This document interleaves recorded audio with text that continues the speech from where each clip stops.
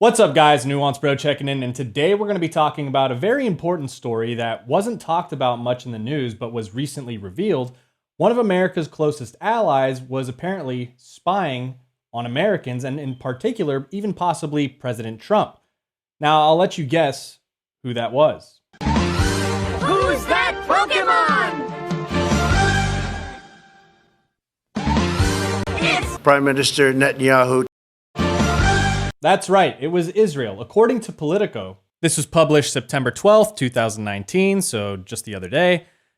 Israel accused of planting mysterious spy devices near the White House. And if we scroll down, the US government concluded within the past 2 years that Israel was most likely behind the placement of cell phone surveillance devices that were found near the White House and other sensitive locations around Washington, according to 3 former senior US officials with knowledge of the matter. But unlike most other occasions when flagrant incidents of foreign spying have been discovered on American soil, the Trump administration did not rebuke the Israeli government, and there were no consequences for Israel's behavior, one of the former officials said. The devices were likely intended to spy on President Donald Trump, one of the former officials said, as well as his top aides and closest associates, though it's not clear whether the Israeli efforts were successful. It was pretty clear that the Israelis were responsible, said a former senior intelligence official. An Israeli embassy spokesperson, Elad Strohmeyer, denied that Israel placed the devices and said, "These allegations are absolute nonsense. Israel doesn't conduct espionage operations in the United States, period." Israeli Prime Minister Benjamin Netanyahu also denied after publication that Israel was behind the devices. "We have a directive. I have a directive. No intelligence work in the United States. No spies," he said in a gaggle with reporters. "And it's vigorously implemented, without any exception. It, the report, is a complete fabrication. A complete fabrication." So let's first start off with the fact that the Trump administration apparently found this out. They found out that these devices existed and that they believed that it was Israel who put them there, and they were using it specifically to spy on Donald Trump. Now, apparently they didn't do anything. They didn't take any action, and Trump apparently, didn't care. So I'm guessing the Israelis are pretty happy about that, and I'm sure Benjamin Netanyahu probably has something like this to say. "We're profoundly grateful for the president for his courageous and just decision." Now, when it comes to a case like this, it's hard to tell if you only look at the article, who's really telling the truth, what's going on. But when I look at something like this, I always like to take everything into context. And one of the ways to do that is to look throughout history. Look at Israel's actions towards the United States in the past.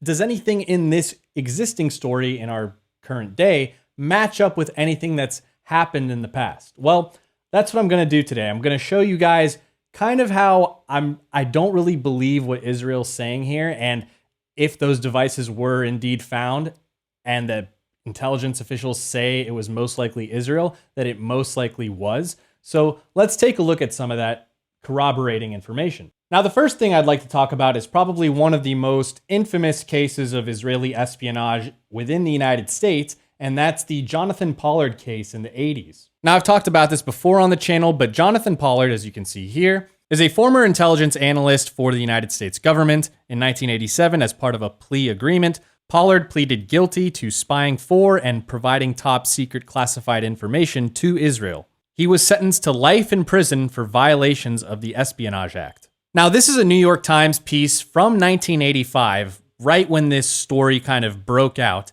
And you can see the title says, "Shocked, Israel investigates charge by US of espionage." And if we scroll down, Israeli officials said today that the government was investigating whether its intelligence agents had spied on the United States, but they said the country's top political leaders had no prior knowledge of such operations. Very interesting, and let's continue. Actions of this kind in the United States stand in total contradiction to the policy of the Israeli government.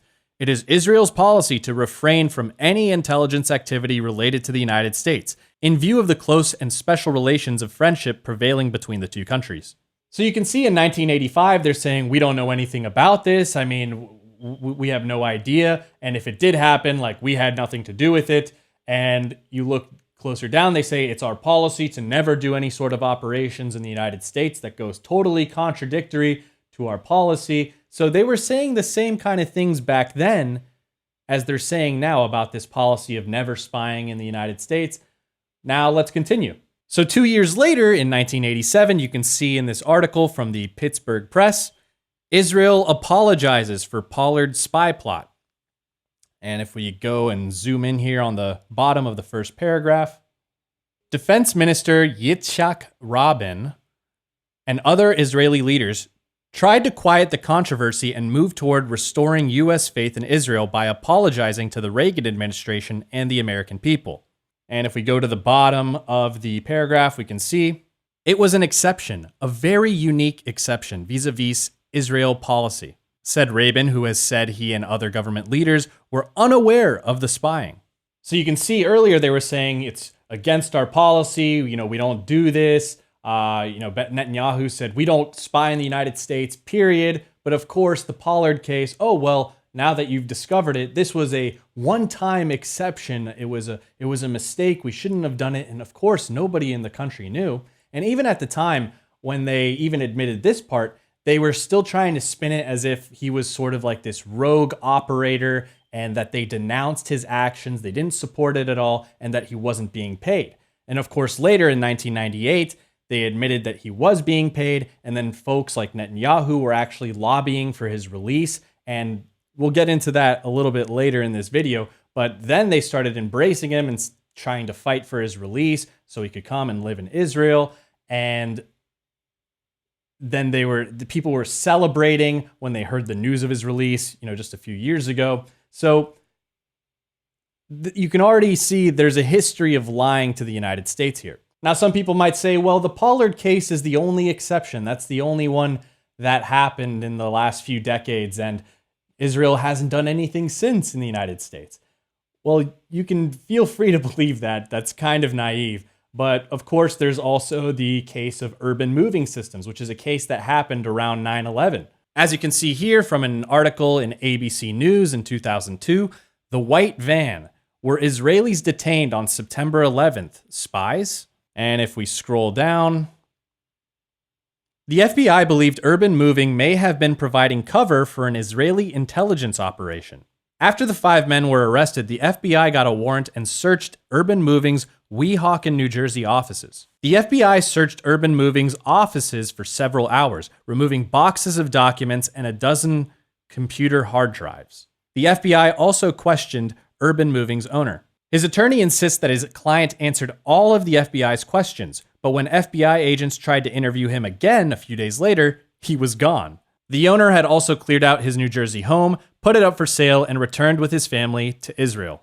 Eventually, The Forward, a respected Jewish newspaper in New York, reported the FBI concluded that the 2 men were Israeli intelligence operatives. So you have another case of Israeli espionage in that case, and that's not a unique thing. I mean, there is this sort of history of Israel using front companies in order to do illegal or spying activities. There was another case where they started this front company that they used to sell nuclear triggers to Israel illegally, and the owner of that company was, of course, charged and convicted. And the company that they sold it to was a company in Israel that Netanyahu worked for, and he was part of this nuclear trigger smuggling ring and stuff. So, I mean, I don't want to go into all the stories. You can look it up yourself, but these are things that happen in the United States by Israel. But this isn't even the first time that Israel has been accused of spying on the White House. We have a story from Insight in the year 2000